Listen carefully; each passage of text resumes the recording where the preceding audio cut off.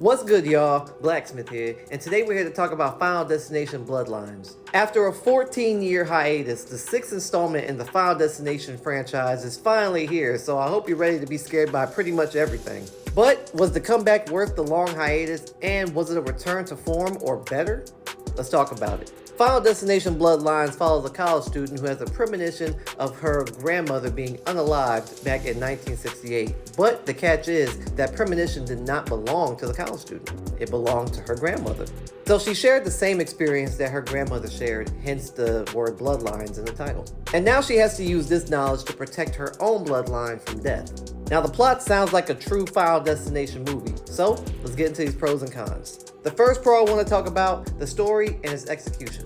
Having the story focus on bloodlines and family as it relates to death in the Final Destination universe also ties in well with the previous victims in the other movies and how they are affected. I thought that was a really cool way to tie in the previous movies' characters because really, this movie pretty much solidifies what happened in the previous ones. And up to this point, there wasn't a story in the franchise that was like this, so I appreciate the authenticity and really enjoyed the movie for it.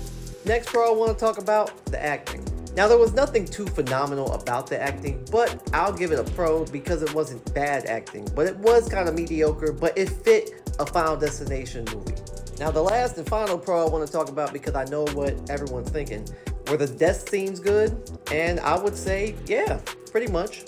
Granted, it's really nothing we haven't seen in previous Final Destination movies, but they were kind of cool to look at. Now, let's get into these cons. The first con I want to talk about relates to the last pro that I talked about, the death scenes. But in this case, the con is the execution of these scenes.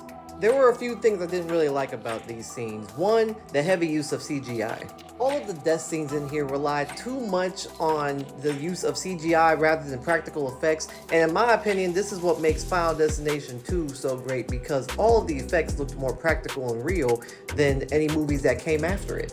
And the second part of this con, when it comes to the execution, would have to be, I guess, the predictability. Back in the Final Destination 2 days, and I'm going to reference that movie a lot to this for other reasons as well, but back in those times, you couldn't really predict what was going to happen in a Final Destination movie. You didn't know who was going to get it and when or where.